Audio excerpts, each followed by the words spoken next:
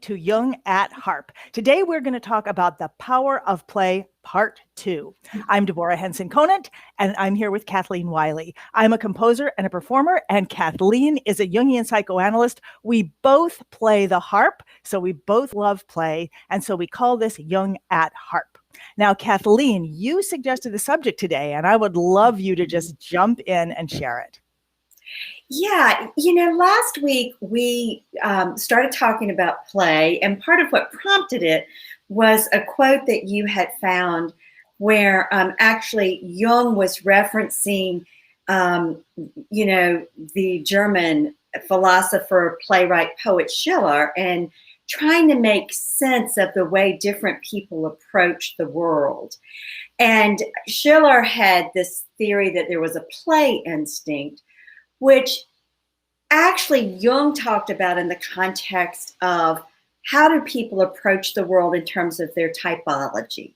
Most people are familiar with the idea of typology through the Myers-Briggs type test, or one of the versions, or if you're an executive leader, you may have taken some kind of leadership management test about type.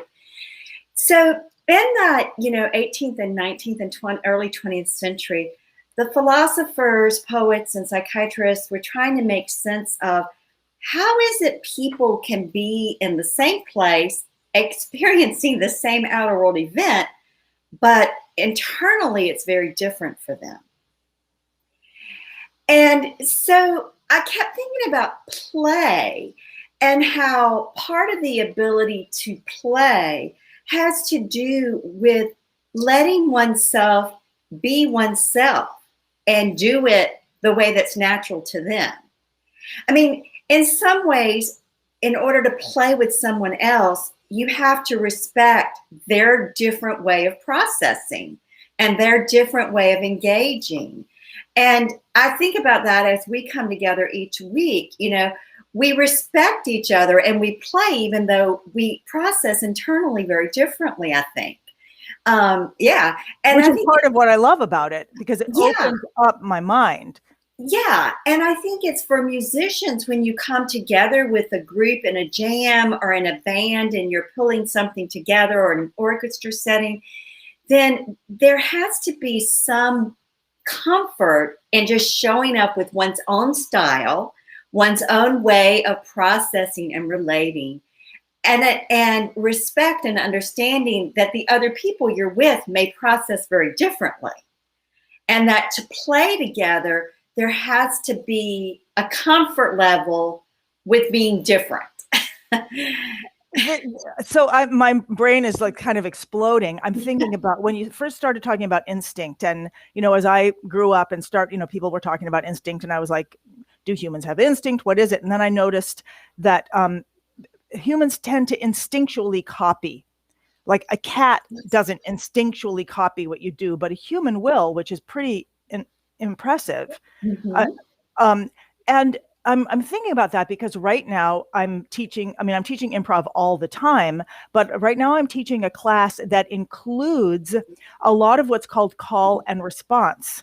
So I'll play something and then the people in the class will play it back to me. And I just want to see, I might even have it. I'm just going to put my looper on for a second, see if it's up. Okay, for example, that's what's going on in the background. And I'll do something like this. And they'll go ba-da-dee-da-dum, da-da-dum. And so on, dum, da-da-dum, dum, ba-da, they'll go dum, da-da-dum, da-da-dum. So it's all about breaking away from them having to come up with a good idea.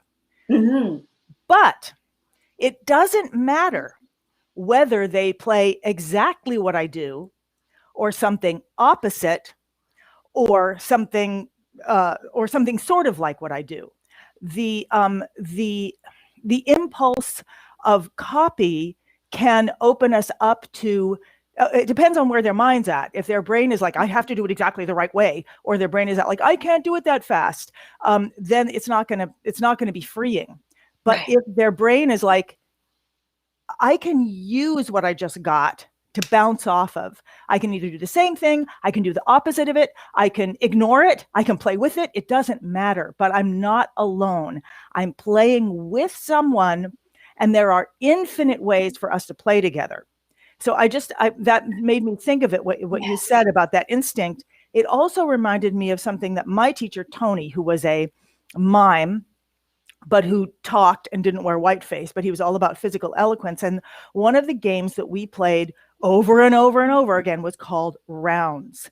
And rounds were where we would take something, anything, a pencil or something, and we'd put it in the middle of the room, and we'd go around and people would play with it, like,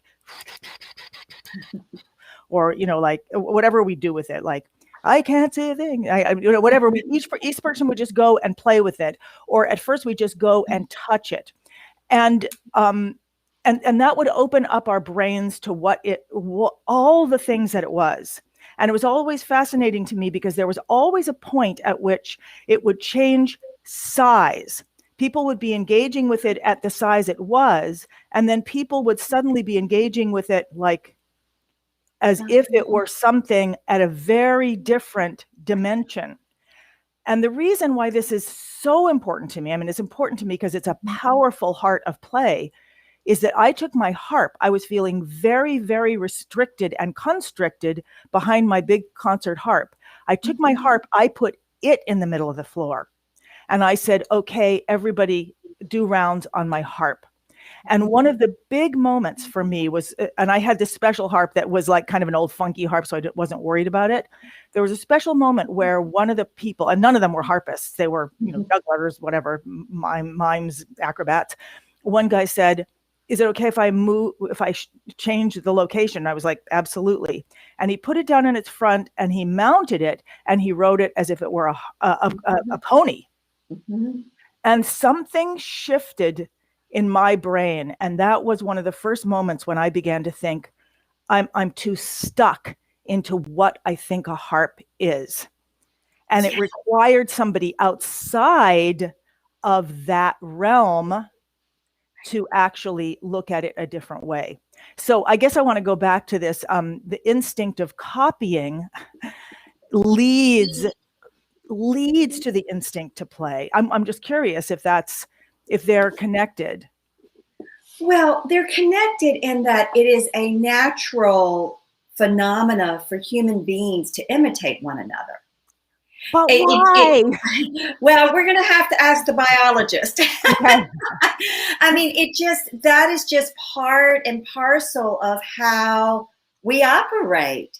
And, think about it, even with the dialect that we have, and, when it's why is it unique to a certain part of the country?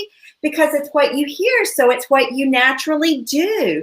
So it's a melody you're copying. Right. And this is why, and learn. No, that's okay. And this is why, with learning songs, the oral tradition is you listen to it. If you listen to it and you listen to a version you love, then when you play it, you naturally imitate it because you hear it in your head that way. So imitation, it just is. It's part of how we learn. Now, what you pointed out about the heart, and this was part of my thinking about our topic today, is that Jung had 4 psychological functions. He said these are 4 functions we all have internally that operate. And they're thinking and feeling, which he saw both as rational functions, and sensation and intuition. Thinking and feeling as rational functions, and sensation and intuition as non-rational. Wow. So it's almost like thinking and feeling is almost an active form, and feeling, the other ones, was it feeling, was it? Sensation and intuition. Sensation and intuition are almost like listening forms, or at least they feel that way to me. Yeah, I like that. I think your associations feel true to me. And I want to just give a quick, when Jung uses these terms talking about psychological types, he defines thinking as the function that tells us what something is. So like you had a thinking idea, what is a harp? This is a harp. This is how you sit it. This is how you play. Right. Then there was the feeling function of the value of the thing. So you do value your larger, nicer concert harp. So you took the funky, older harp. Oh, all right. Just taking the nicer out of that. Yeah, take the nicer out. Well, that's a bad way of saying it. But the idea, again, the value, what the value we assign to something is what he means by feeling when we talk about typology. Then sensation is the experience we have in our body. And intuition is that quick and ready insight of possibilities. At the moment, this classmate of yours said, is it okay if I move it? And he then, the what is of the heart for you, he turned it on its side and rode it like a pony. All of a sudden, your intuition rose up and opened up the possibilities of how you might relate to a harp. And so imitation gets us started, but at some point it can become a trap if we only stick with thinking what is. And the what is limited by what we've seen or experienced vis-a-vis the outside world. So he opened up a new realm of possibility. Yes. By literally turning this thing on its side, which I was stuck in my thinking that a harp has to be like this. It only works like that. Yes. I just want to take a minute. Thank you. We love getting comments and questions in the chat. And also, if you're enjoying this, please share it with other people so that they can come into the conversation, because we're really loving that aspect of it that's growing. So I love this idea. So I'm going to go back to what Tony did, this whole idea of copying, because as soon as you have a thing, you have the opposite of the thing. Like I remember when I was a little kid and they were like, there was like, boy is the opposite of girl. It's the opposite. And I was like, boy is exactly like girl, except for one thing, like cow is really different from girl, but pressure is even more different than girl. It's not even a thing, so I realized that opposites are exactly the same, except for one element. And that's what makes them opposite. So one of the beautiful things about copying is that as soon as you have the same, you have opposite. Mm-hmm. And then you can start playing with opposite. And if you have the same and you have opposite, and then you have the inability to do things perfectly, or I should say the beautiful, the beauty of doing things imperfectly, then you have, what is that thing called? And it's like the thing that makes things not all be exactly the same. Well, it's what makes life. That all the flowers are not the same, that all the snowflakes are not the same. I just don't know the word for it, but I know it's also in science. It is what makes the possibility of development, of change, of transformation. Mm-hmm. And that we're all different. And that's why it's so fun to play together, because if we play together, we get to sort of copy, but also can't copy. And so we find a new part of ourselves. Yes. I mean, you said it beautifully. I mean, it's like the imitating, and I'm thinking about the summer harp jam that you're doing now, that if we learn, so when I learn a progression and I kind of copy you and what you might be doing in call and response, then if I can allow myself to how do I want to say it? To then drop into how that feels to me, like what parts of it do I value, i.e. what sounds good to my ear. And then if I can access my own body sensation of where do I feel, and I'm using, I want other words, language is limited because I'm using feel in different ways now, and that can be confusing. But if I can drop into my body sensation and my felt sense of what a chord progression evokes in me, then I can be open to my own intuition about what I want to do with it, how I want to play. Would this be a resonance if you can tap into where it resonates with you? Yes. And then yes. if you can repeat that, then you can start finding what is the sound of this for me. And what I love about this, Kathleen, among other things, is that, part of my passion is to help people find their voice. And I don't mean their singing voice. It may be their speaking voice, but I mean the voice print of a human, because this is the thing that I think makes us individuals, is the human voice, the human creative voice. And this is how we could find ourselves. If we lost ourselves, we could find that voice. And I think what you're saying is, what I think I heard you say is, you can take anything. You can sort of copy it, or you can do the opposite. It doesn't matter. It's like you drop it into yourself and you see, where does that resonate with me? Then you can repeat it and you can start finding out which of these resonates. And I think if we don't do that, we're stuck by looking at what other people are doing. It's like, wow, that's so amazing. Like, how did they do that? Because there is often this little distance before it starts to resonate for us. Yes. Or a big distance. It doesn't matter. It depends on what kind of thing it is. It may have this. And I was just thinking about, when you drop a pebble into the water, if you slowed that way down, there's a moment before the ripples start moving. I don't know if that's relevant to this, but I'm just thinking that if we're judging in the moment, it's not like, that's not good. Then we're not going to start finding our resonance. Yeah. I mean, part of what you're saying makes me think about, if I don't allow myself, well, let me say it differently. If I join in the call and response with the progressions that you're offering, and I allow myself to do that just with the goal of imitating as best I can, then I give myself something to work with. It gives me the tool. I think last week when we were talking about play, we were talking about needing tools. And so the progression for me is a tool. And if I can play with the tool, then I can begin to be creative with the tool.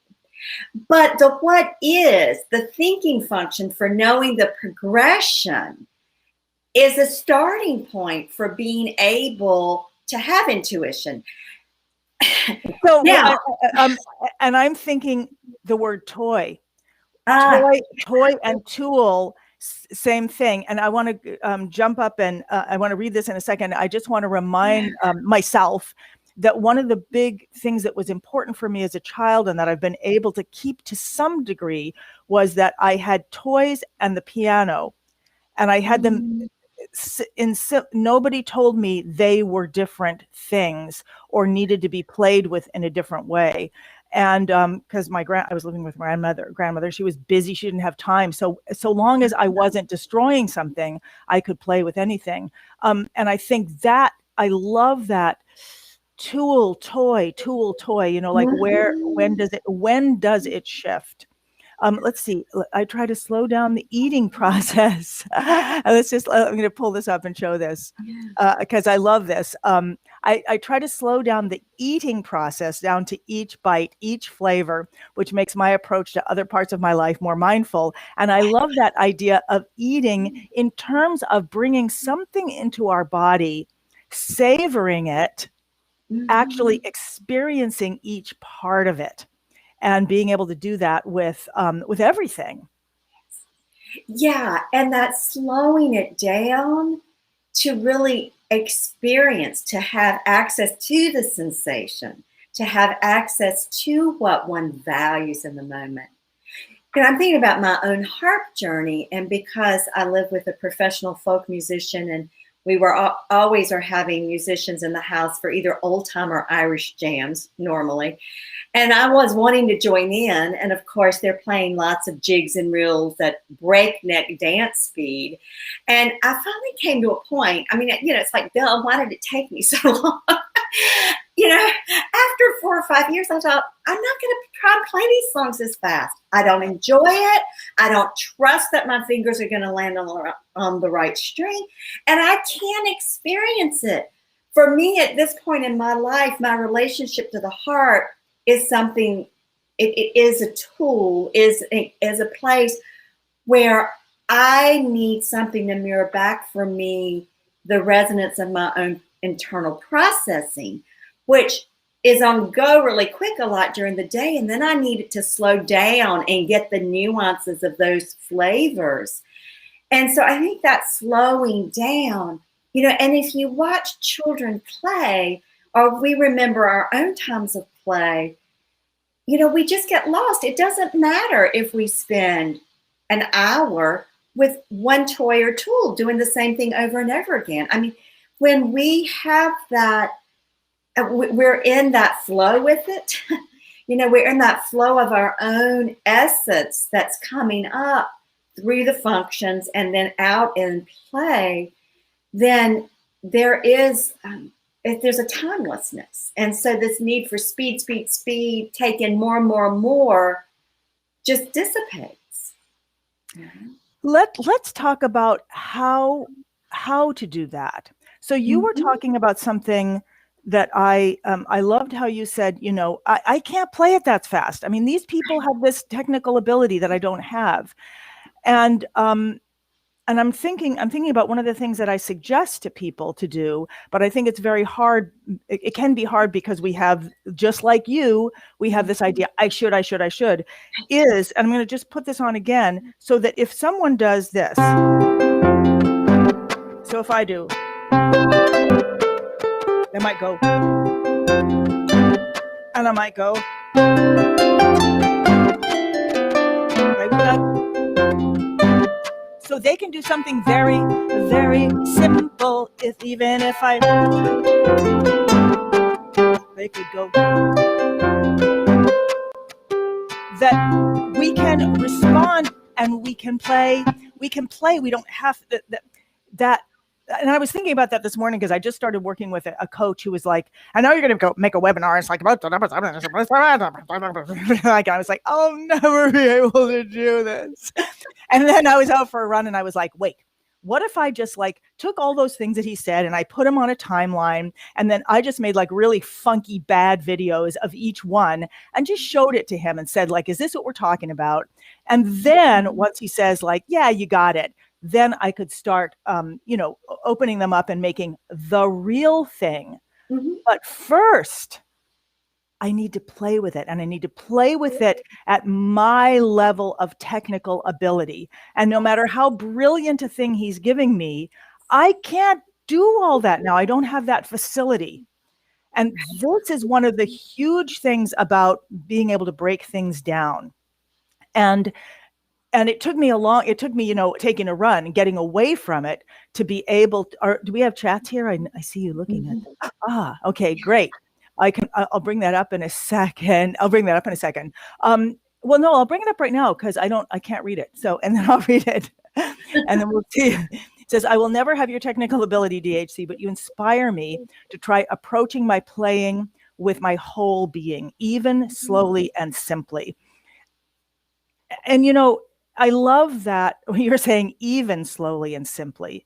And I'm thinking especially slowly and simply. And it's interesting because at the end of the session yesterday, where, that's the fast version, we took that same thing.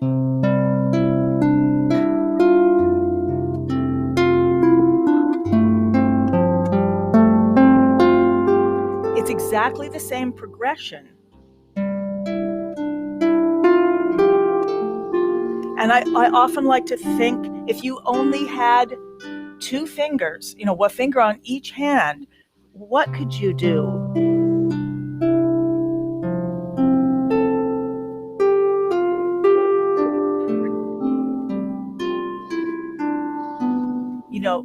how could you, once you got fluent with it, once you understood what's the essence of this thing, what am I playing with? And that was one of the beautiful things yesterday, is that when someone gives us something to play with, especially now when it's some big technical, like that's a toy, like this thing I was just given the other day. I don't know how to play with it until I can break it down to its essence. Oh, this is just push buttons instead of that. Anyway, let me pull this away. I think I have a feeling you have something to say. Yeah. Or I'm sure you do. Yeah. Well, I think again, what we're talking about that translates both for our music and for our life is getting comfortable sharing it at the level we can share. And I'm thinking about before John and I got married 9 years ago, and I was dating one of the men I was dating, and I were having an argument, or we were having a discussion about something. And he was a very sharp, smart man, but he said to me, I feel like I've come to a gunfight with a knife because he was feeling intimidated by my ability to just go right to point, which, of course, I have lots of training to do as a Jungian analyst. But the fact he could say that to me, he showed up where he was with what he was experiencing with me in the moment. And, it really allowed us to meet in a way that if he had tried to meet me in whatever way, with that point, it wasn't going to work. He had to be who he was, and I had to be who I was. And then we found a way to be able to play together, to talk about it. And so I think that when we do come together as musicians also, and in relationship, that that willingness, and you talk a lot about not hiding, do less, hide less. How do you say it? Hide. It's not my saying. It's Jerzy Grotowski. Don't do more, hide less. Yeah, that's what I'm trying to do. And that's, I think, what we're talking about, that when we can be tuned in and know about how we function. And also, if we circle back for a minute, just like with the harp, the progressions that you're teaching in Summer Harp Jam, the more progressions we have, then the more toys we have to play with, the more resources we have.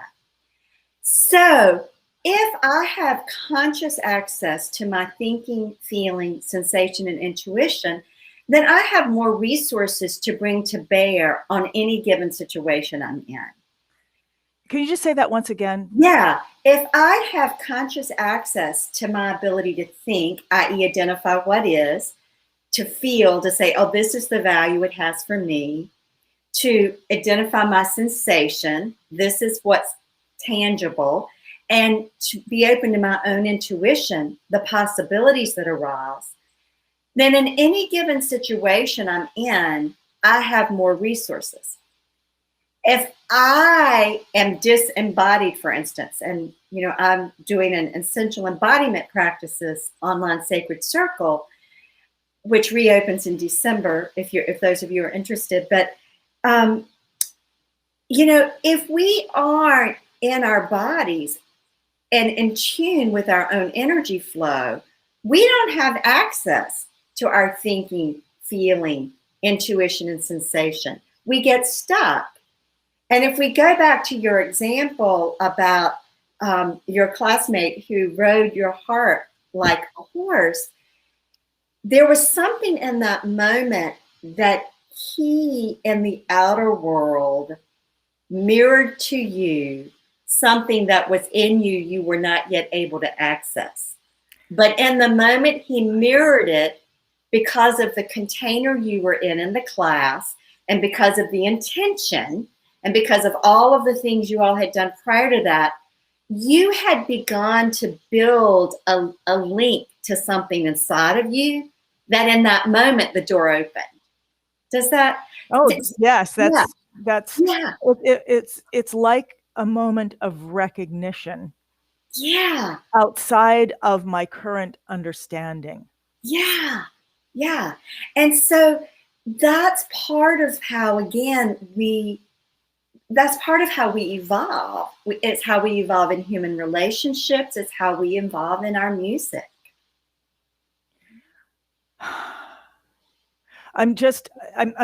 We're talking about the power of play. And so I'm thinking about the Mhm. power of play. And I'm thinking about the things I'm struggling with and where I get disempowered is when I don't play with something, when I try to do it right, when I'm worried about doing it wrong. And Mhm. sometimes going into the how of this, I wouldn't even say sometimes, I would say almost always for me, I have to try to do it wrong or try to do it badly in Mhm. order to break out of my my knee jerk. I want to look good, I want to do it right, I'm scared, to do it wrong, I'm afraid this is. So I have to make an intention of actually doing it wrong or doing it silly. And as you were talking, I was also thinking, okay, I've got this project, this new type of webinar I want to do. And I thought, oh, I see. So one way to really move this more quickly is to do it with a friend and not be talking about it with a friend, but I would set out the game.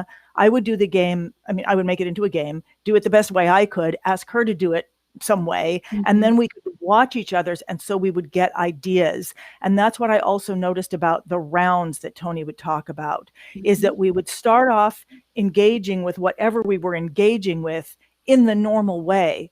And then because we saw each other, we would start moving forward. And I just realized Yeah. in the academy, part of what I do is I give feedback to people, give videos and I give feedback. And I used to do these private, I'd make a video and I'd put it up online and I'd say to everybody, go watch everyone's because you're going to learn so much more.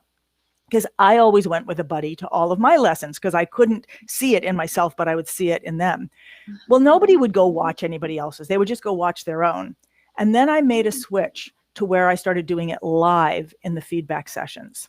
I started giving the feedback live and then asking people, what's your takeaway? What did you learn from this that you can take to the bank? What did this Mhm. person just give you by sharing this? What did you Mhm. see?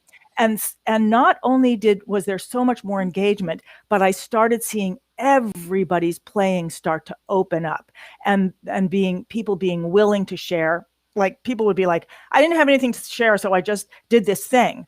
Tell me what's Uh-huh. working about this. What do I have here? What is this? And that sharing with each other becomes play that opens up, just like that guy riding the harp like a horse opened Mhm. up, boom. Oh, it's like there was a door that was locked and I didn't even know it was there. And he just like, oh, what's this? And opened it up. Yeah, it's making me think about the quote by the psychoanalyst pediatrician Winnicott that I shared last week about that play, inherent in play is a formlessness that allows structure to arise. And so when you talk about making things bad, intentionally making it bad, or what you just did with the live feedback and the person who says, I didn't have anything to say, I just that the play involves that kind of formlessness that we don't have an idea sometimes of what's going to happen out here, and or we have an idea of what we want but we don't know how to get there. So if we can just let ourselves play, be in the formless space, there's a tremendous amount of power in that. And I want to say Jung says that creativity is an instinct. And what he means by that is instincts are automatic, reflexive, and they have an energy of their own that arises from the unconscious. Our Mm. ego has nothing to do with it. And so, what happens in those formless places in the play is the creative instinct has an opportunity to speak to us. It has an opportunity to begin to operate in us without our ego control interfering. I really love this, and I know we have to wrap up soon. I love that you brought that formlessness back for two Mhm. reasons. One, that Tony, my teacher, would always talk about these half bakes, things that are half. Let's show each other our half baked ideas. to help us form them. And Half-Baked is really like that, formless. And just before we opened up today, you and I were talking about conform, perform, inform, and that, for me, structure or form, that this form that something takes can give me stability to be creative. So I just love that you brought that back, because I'm beginning to see, okay, this is a really important part of play and toys and tools, and how tools and toys and performance all are us being willing to engage in that human instinct that creates the human voice for ourselves and for others.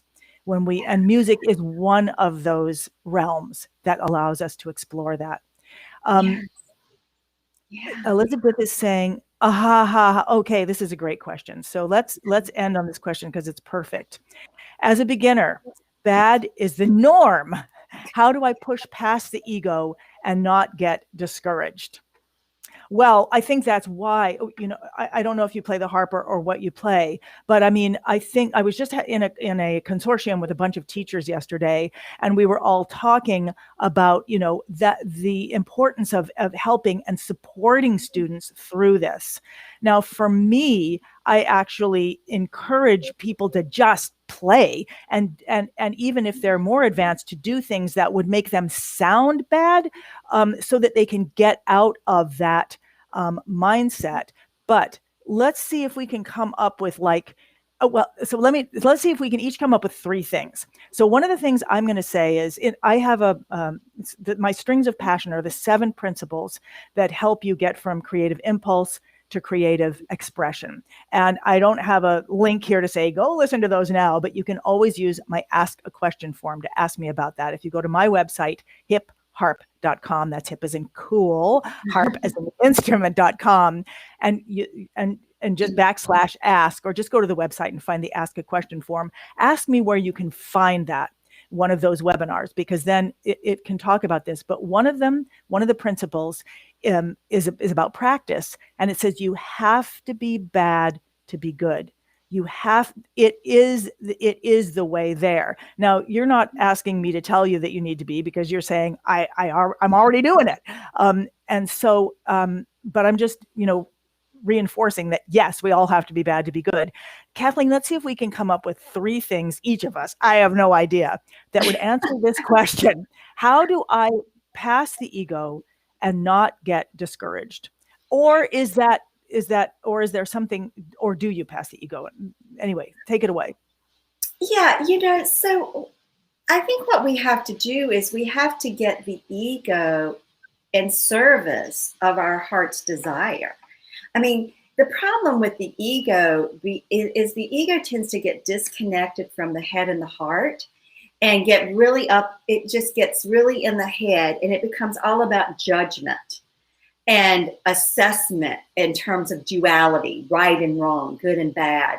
So I think the first thing we have to do to move beyond that is we have to begin to set an intention that we want our ego, our intellectual powers of assessment and discernment, to serve our heart and our gut, not this dual right, wrong, good, bad.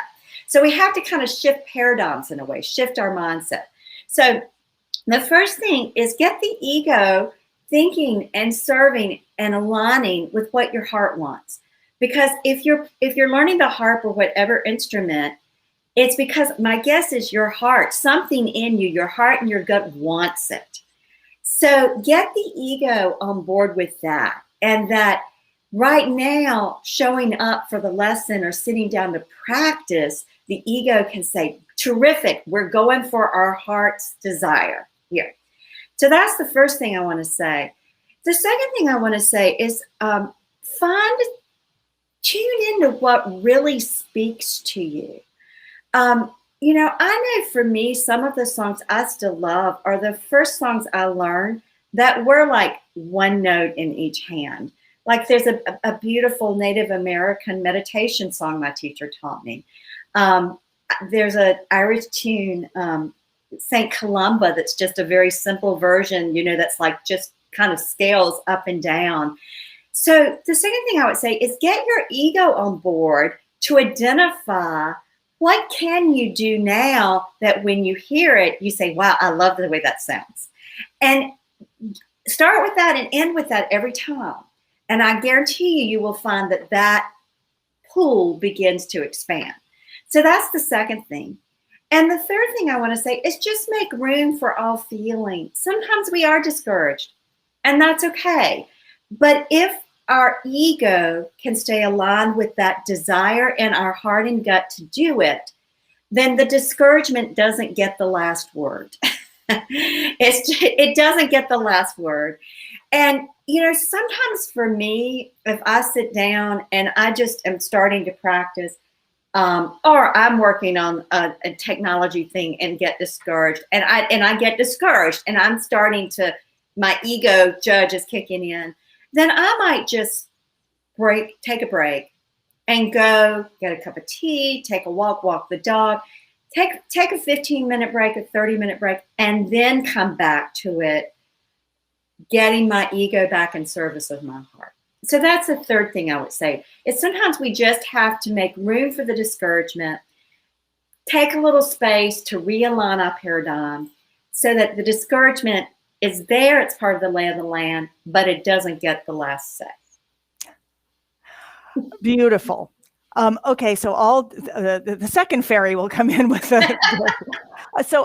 limitation, partnership, pretend, and I'll describe each of these. I just want to remember them. So limitation, partnership, pretend, repetition. That's 4. But so I said this so you can remind me, Kathleen, as I start talking. Okay. So limitation. I think when we are beginners, and I started as an adult beginner, we're obsessed with our own limitation, and so creating even more limitation, like creating an improv that's where you say, okay, you can only play these 3 notes. These 3 notes, that's it. That's all you can do. Let's see what you can, not let's see what you can do with that, but stick with that and that alone. So even if I was doing this fast thing that I did before,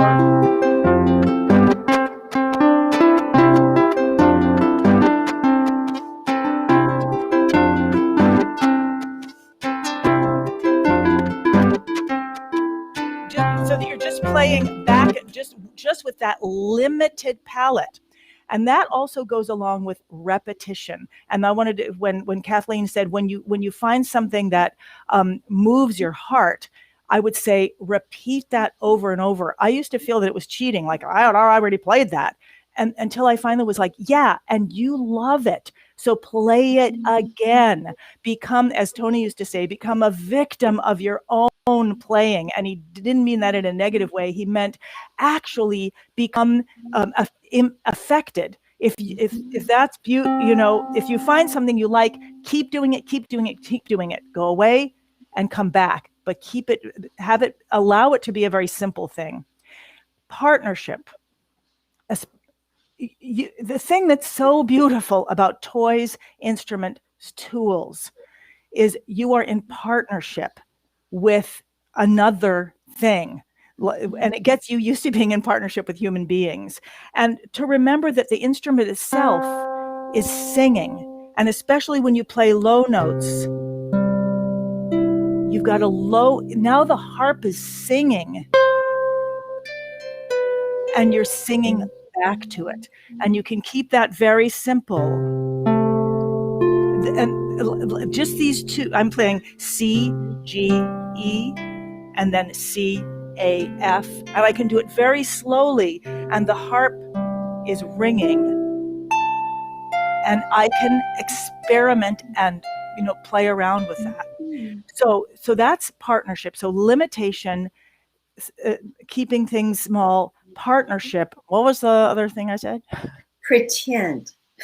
Oh, pretend. Yes. Oh, this is something that I used to do when I was learning, when I was first starting. I would practice, and I would be very diligent, and I would have metronomes, and I would have check boxes and stuff like that. But at the end of every session, I remember I was practicing this big concerto thing, but it doesn't matter what it is.